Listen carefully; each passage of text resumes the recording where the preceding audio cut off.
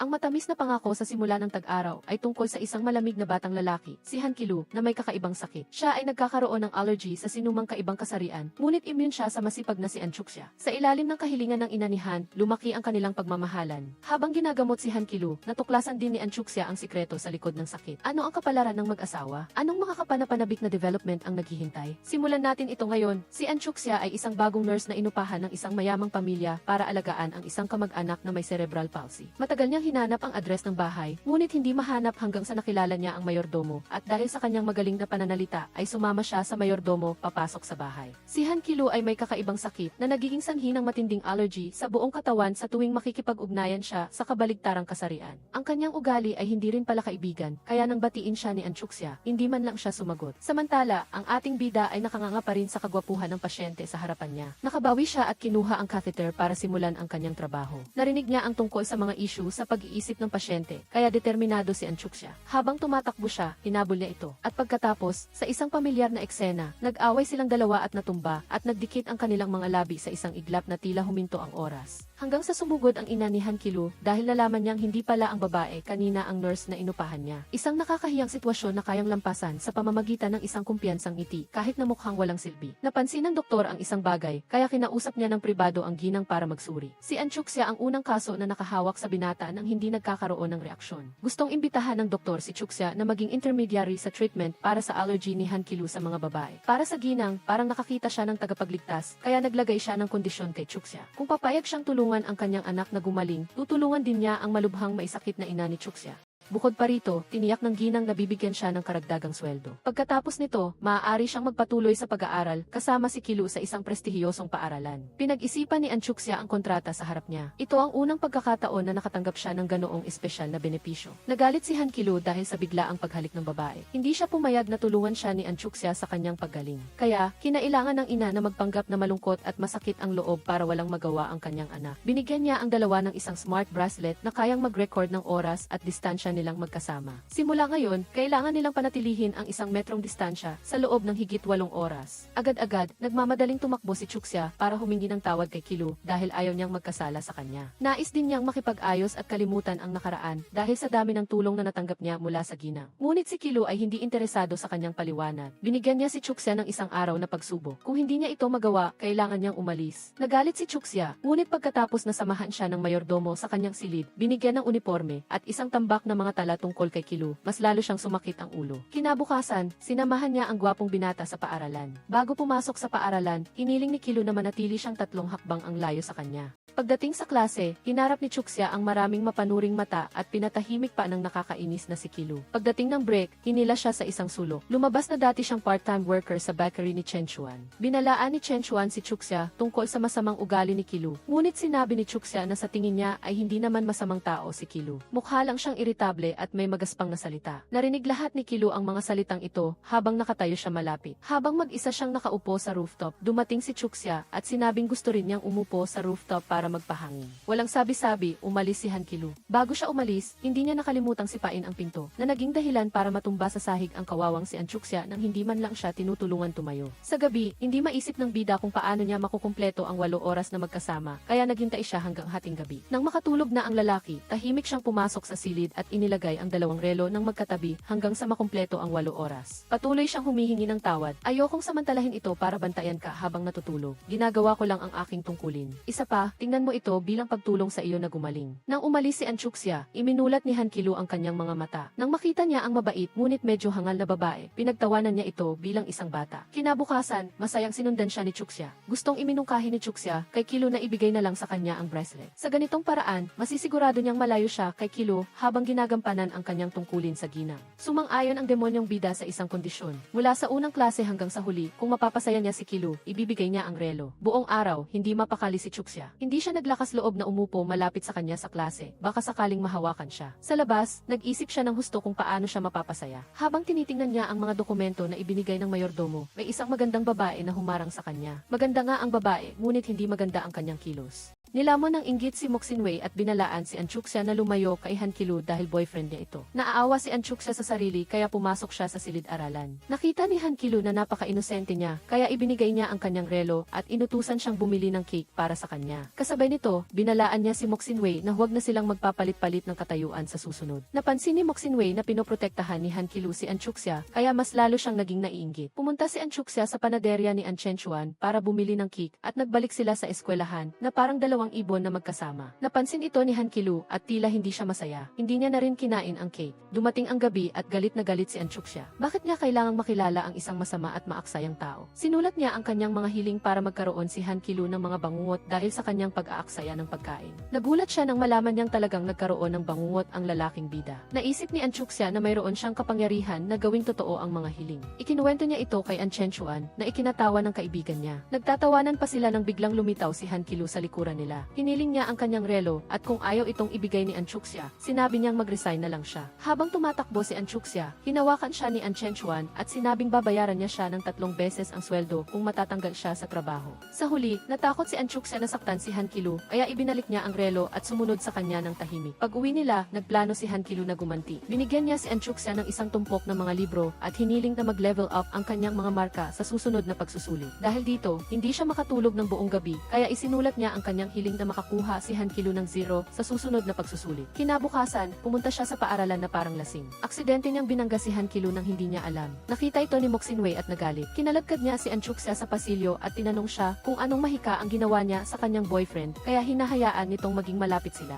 Pagkatapos magsalita, tinulak ni Moksinwei si Anchuxia sa banyo, nilock ang pinto, at umalis kasama ang kanyang mga kaibigan. Hindi sumali si Han Kilu sa pagsusulit para hanapin si Anchuxia, ngunit hindi pa rin niya ito makita. Napagtanto ni Anchenchuan ang problema, kaya tinawag niya si Moksinwei para tanungin siya. Sa wakas, nalaman din niya kung saan nakakulong si Anchuxia. Nang matagpuan niya ito, mabilis siyang binuhat ng bida. Akala niya nahimatay siya dahil sa kakulangan ng oxygen, pero nakatulog lang pala siya. Nang magising si Anchuxia, huli na para sa pagsusulit, kaya nakakuha silang 3 ng perpektong 0. Lumapit si Moksinwei para humingi ng tawad, ngunit may mapang-inis na ugali. Muling sinabi ni Han Kilu na wala silang relasyon. Nagpanggap si Moksinwei na kaawa-awa at sinubukang kumapit sa braso ni Han Kilu, ngunit tinulak siya ni Anchuxia. Nagpula ang kamay ni Han Kilu nang mahawakan ni Moksinwei. Bumalik ang kanyang sakit sa balat, ngunit mabuti na lang, laging may dalang gamot si Anchuxia, kaya nilagyan niya ng gamot ang sugat nito. Nang gabing iyon, nakita ng nanay ni Han Kilu na mukhang pagod si Anchuxia habang nag-aaral sa mesa, kaya binigyan niya ito ng sopas. Umiyak si Anchuxia habang umiinom. Mula nang magkasakit ang kanyang ina, wala pang nagluluto ng masustansyang sopas para sa kanya. Naunawaan ng nanay ni Han Kilu ang kanyang nararamdaman dahil sa loob ng 17 taon. Mula nang magkasakit ang anak niya, hindi niya ito nahawakan. Nagbigay siya ng magandang balita na babalik na ang tatay ni Han Kilu sa susunod na linggo. Tuwang-tuwa siya kapag nakita niya ang isang kaibig-ibig na babae tulad ni Anchuxia. Habang iniisip ni Anchuxia kung paano matatapos ang pagpapagamot ni Han Kilu para makalaya na siya, naisip niya ang saya ng paghampas sa ulo ng sutil na lalaki. Ngunit nang makita niya ang kanyang mga marka, napalitan ang kanyang ngiti ng luha. Dahil sa kanya, ang isang taong laging nasa tuktok ng klase ay ngayon nasa huling pwesto na may perpektong 0. Ang 3 ay tinawag sa council room para pagsabihan. Itinaas ni Anchuxia ang kanyang kamay at mahinhin na nagpaliwanag, ngunit hindi siya pinakinggan ng guro. Sa sandaling ito, pumasok si Moksinwei at ipinagtanggol silang 3. Sinabing aksidenteng nakulong ang kanilang kaklase noong araw na iyon. Hindi sila nakasali sa pagsusulit dahil sinubukan siyang iligtas ng 2 lalaki. Narinig ito ng guro at pumayag siyang bigyan ang 3 ng re-exam sa susunod na linggo. Ang kanilang tuwa ay panandalian lang dahil mabilis na dumating ang kalungkutan. Hindi matalino si Anchuxia kaya hindi niya maintindihan ang mga materyales. Humingi siya ng tulong kay Han Kilu at masigasig siyang tinulungan nito sa paghahanap ng mga mahahalagang paksa. Naisip ni Anchuxia na napakagaling ni Han Kilu kapag nagiging mabait siya. Kinagabihan, marami pa rin siyang aralin na hindi niya maintindihan kaya humingi ulit siya ng tulong kay Han Kilu. Binuksan niya ang kanyang laptop at itinuro kay Anchuxia ang mga tanong na lalabas sa pagsusulit na ikinatuwa niya. Nagplano pa siyang ibahagi ang mga sagot kay Anchenchuan.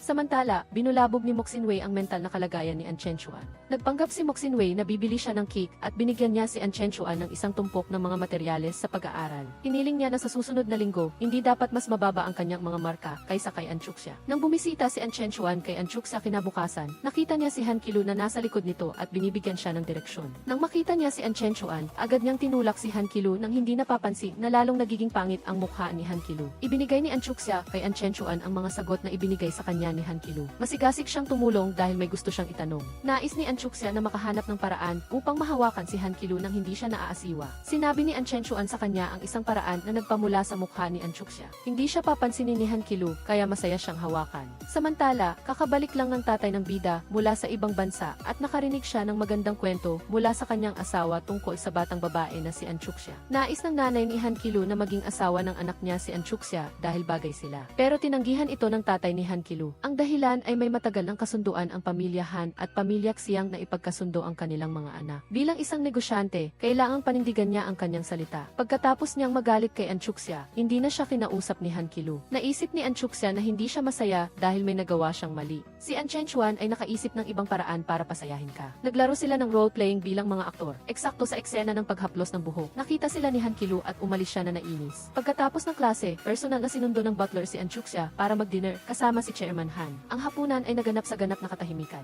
Nang gusto ni Ginang Han na gawing mas lundo ang kapaligiran, binitiwan ni Han Ki-lu ang kanyang mangkok at tumayo para lumabas. Si An Chuxia ay tumakbo rin palabas pagkatapos kumain. Nagbalak siyang kunwari ay hawakan ang ulo ng kabilang partido, ngunit nahuli siya ni Han Ki-lu. Hinawakan din niya ang kamay nito at patuloy na nagpaliwanag. Nang dumating ang araw ng re-exam, hindi ito nakakagulat. Ang aktwal na pagsusulit ay 70% na katulad ng eksaktong pagsusulit na inihanda ni Han Ki-lu para kay An Chuxia na kabisaduhin.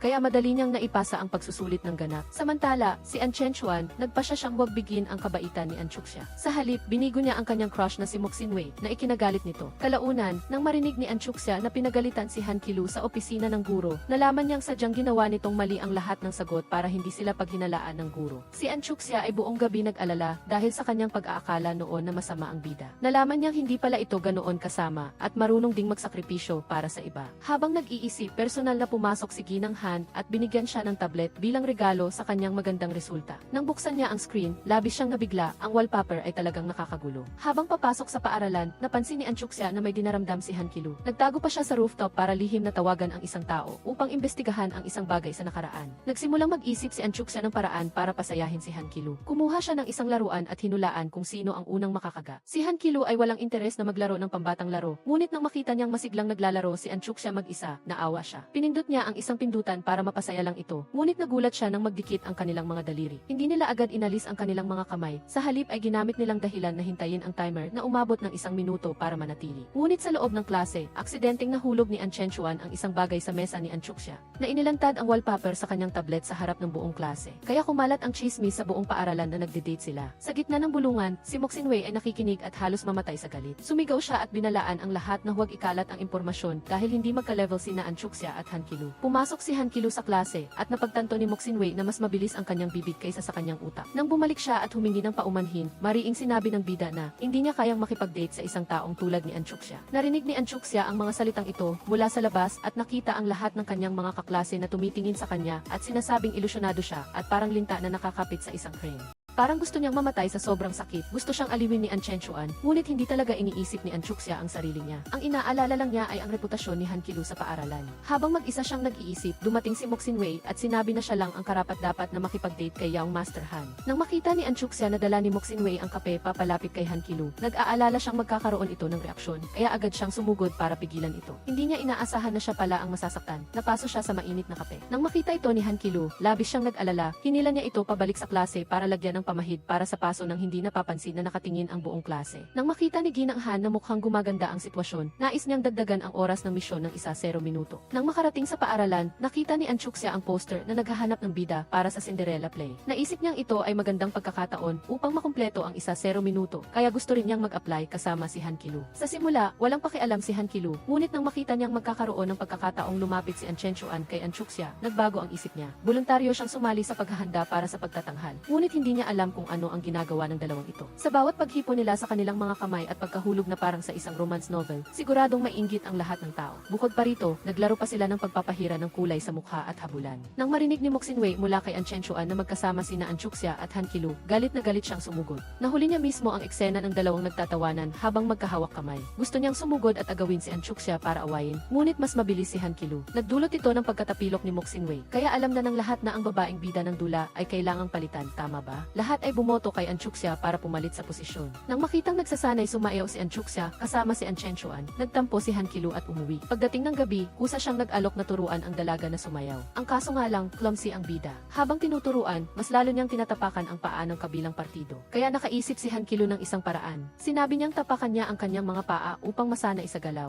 Napaisip si Ginang Han kung gaano siya kasaya kung malalaman niya ang ganitong sitwasyon. Sinabihan pa niya ang butler na kunin ang profesional na kamera para kuhanan ang makasaysayang sandali na ito. Nang dumating ang araw ng pagtatanghal, ayaw ni Han Qilu na mahalata na nanonood siya, kaya tinakpan niya ang kanyang mukha ng maskara. Samantala, si Moxin Wei, na naagaw ang kanyang papel bilang bida, ay galit na galit at nag-utos sa kanyang mga tao na sirain ang costume ni Cinderella ni Anchuxia. Ngunit sa kasamaang palad, nawala din nila ang costume ng prinsipe. Dahil dito, hindi makaakyat si Anchechuan sa entablado. Mag-isang nakatayo si Cinderella sa entablado, nag-iisa at naghihintay sa prinsipe. Pinagbubulungan siya ng mga tao sa ibaba. Nagpa siya si Han Qilu na gumawa ng hakbang. Sa kanyang napakakisig na hitsura, sino pa ang nangangailangan ng costume ng prinsipe? Magkasama silang mahusay na nagtanghal ng fair tale sa harap ng palakpakan ng lahat. Isa lang ang hindi masaya. Ito ay si Moxin Wei. Galit siyang sumisigaw at nagtatanong kay Han Qilu kung bakit si Anchuxia at hindi siya. Nagtampo si Moxin Wei habang matyagang inaalo siya ni Anchechuan. Naiintindihan niya ang nararamdaman nito higit sa sinuman. Ang magmahal sa isang taong hindi ka kailanman mamahalin pabalik. Kaya nang pumunta si Moxin Wei sa backshop, espesyal na naghanda si Anchechuan para sa kanya ng isang rainbow cake upang umamin ng kanyang pag-ibig. Sa simula, natigilan si Moxin Wei, ngunit sa harap ng sinseridad ni Anchechuan, siya ay lumambot. Sa panig ng mga bida, habang nag-aalmusal, kinantyawan sila ni Ginang Han tungkol sa Cinderella play. Nakita ni Han Qilu na hindi masaya si Anchuxia at umalis. Kinlaro ni Anchuxia na gusto lang niyang gawin ng maayos ang trabahong ibinigay sa kanya at wala siyang balak o damdamin para sa batang master ng pamilyahan. Pagkatapos ay pumunta siya sa cake shop ni Anchechuan para magtrabaho. Naamoy niya ang e-dog food, hinabol niya si Anchechuan at pinilit siyang magkwento tungkol sa nangyari kagabi kay Moxin Wei. Habang kumukuha si Anchuxia ng cake, lumingon siya at biglang wala na si Anchechuan, pero bigla siyang hinila ni Han Qilu at dumikit ang ulo niya sa dibdib nito. Ang sandaling nagtagpo ang kanilang mga mata ay nagpakilig sa lahat. Dahil nabasa na niya ang diary at alam na gusto ni Anchuxia na mag-camping, si Han Qilu mismo ang nagmaneho para sunduin siya. Ngunit habang nasa daan, biglang sumakit ang tiyan ni Anchuxia, kaya kailangan nilang maghanap ng hotel para pansamantalang manatili. Si Han Qilu mismo ang bumili ng gamot, pinatulog si Anchuxia sa sofa at siya ang natulog sa kama. Ngunit masyadong matigas ang sofa at nahirapan si Anchuxia matulog. Dahil maingay at dahil din sa awa niya, pinayagan ni Han Qilu si Anchuxia na matulog sa kama kasama siya. Sa hating gabi,